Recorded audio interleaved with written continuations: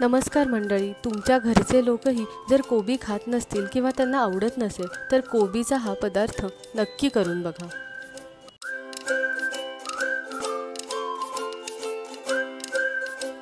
यासाठी आपल्याला साहित्य लागणार आहे 1 वाटी चिरलेला कोबी, 1 वाटी डाळीचे पीठ म्हणजेच बेसन, अर्धी वाटी तांदळाचे पीठ, मिरची, आलं आणि लसूण यांचा ठेचा, साखर, ओवा, मीठ, हळद आणि तिखट, धने पावडर आणि लिंबू। कोबी किंवा इतर भाज्या एकदम बारीक चिरण्यासाठी आजकाल सगळ्यांकडे हा अशा प्रकारचा व्हेजिटेबल कटर असतो आणि याने कामही अगदी सोपे होऊन जाते। भाज्यांचे मोठे तुकडे करून याच्यामध्ये घालायचे आणि आपल्याला भाज्या जेवढ्या बारीक हव्या असतील तेवढ्या प्रमाणात हे ओढायचे आणि नंतर बघितल्यावर भाज्या अतिशय बारीक आणि सुरेख चिरल्या जातात। तुम्ही व्हिडिओत बघू शकता अशाच प्रकारे कोबी देखील अतिशय बारीक मी कट करून घेतलेला आहे। मंडळी, अशा प्रकारचे गॅजेट्स आपल्या स्वयंपाकघरात वापरल्याने आपला वेळ नक्कीच वाचतो। यानंतर चिरलेला कोबी एका भांड्यात घेऊन त्यामध्ये मीठ, हळद, तिखट, धने पावडर, साखर आणि ओवा घालावा। ओवा घालताना नेहमी थोडासा हातावर चोळून घालावा, म्हणजे ओव्याचा सुवास पदार्थाला अत्यंत सुंदर येतो।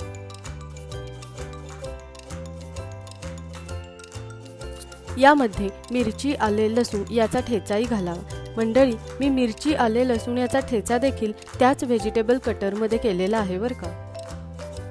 यामध्ये अर्धा लिंबू पिळावा आणि नंतर हे सर्व मिश्रण छान हलवून घ्यावे। सर्व मसाले आणि मीठ आधी घातल्यामुळे याला छान पाणी सुटते आणि नंतर आपल्याला वरून जास्त पाणी घालण्याची गरज पडत नाही।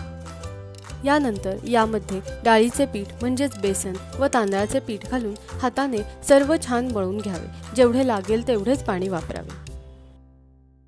मिश्रण फार पातळ करू नये। यानंतर हाताला थोडेसे तेल लावून व्हिडिओत दाखवल्याप्रमाणे सर्व मुठिया करून घ्याव्यात। आपल्याला हवे असल्यास आपण याचा वेगळा आकारही करू शकता। मिश्रण थोडेसे सैल झाले असेल तर यामध्ये थोडे अधिक बेसन घालावे, म्हणजे त्या मिश्रणाला छान कन्सिस्टन्सी येईल।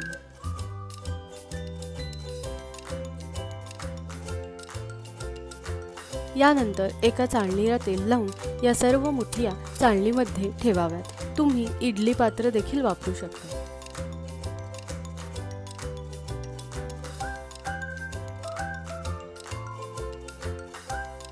एका पातेल्यामध्ये पाणी उकळत ठेवून त्यावर ही चाळणी ठेवायची आहे आणि सर्व मुठिया 10 ते 12 मिनिटे छान वाफवून घ्यायच्या आहेत।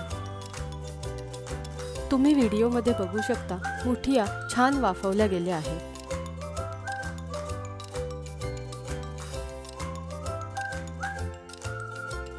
या मुठिया तुम्ही अशाच देखील खाऊ शकता किंवा डीप फ्राय देखील करू शकता। येथे मी मुठिया शॅलो फ्राय करणार आहे। यासाठी मी पहिल्यांदा फोडणी करणार आहे। फोडणीसाठी तेलात मोहरी, जिरे, हिंग, हळद, कढीपत्ता आणि थोडेसे तीळ घालणार आहे।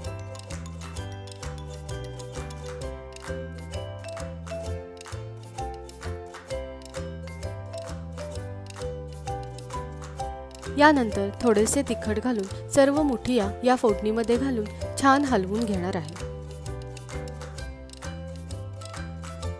तेल छान तापून घेऊन गॅस बंद केल्यावर देखील ही फोडणी केली तरी देखील चालेल।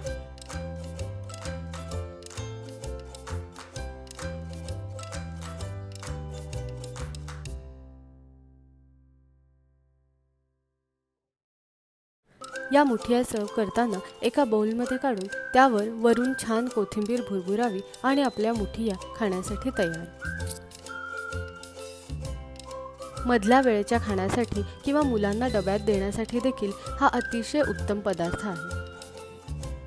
अतिशय हेल्दी असणारा हा पदार्थ तुम्ही देखील नक्की करून बघा आणि तुम्हाला जर माझे व्हिडिओज आवडत असतील तर नक्की लाईक, शेअर करा आणि माझ्या चॅनलला नक्की सबस्क्राईब करा। व्हिडिओ शेवटपर्यंत बघितल्याबद्दल खूप खूप धन्यवाद।